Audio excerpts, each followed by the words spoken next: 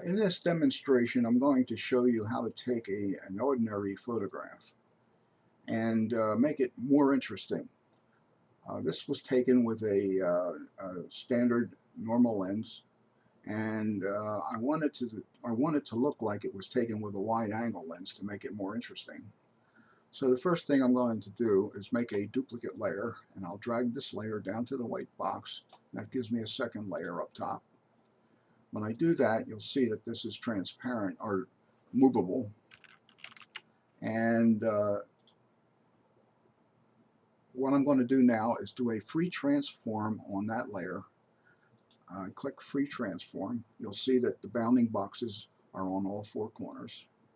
I'm going to hold Shift, Alt, and Control, grab a bottom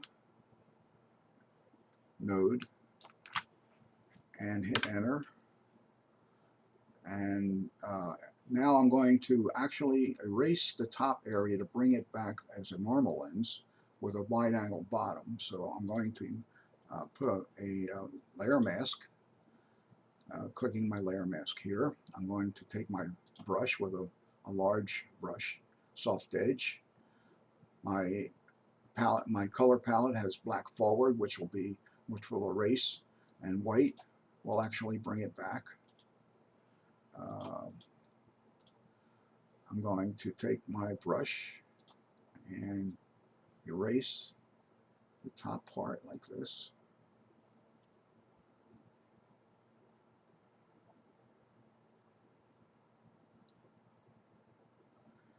And just about there.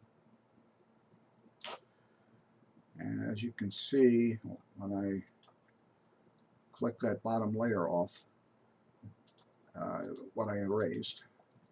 And now I'm going to select the foreground, and because I free transformed the bottom, it got a little fuzzy. So I'm going to sharpen the bottom,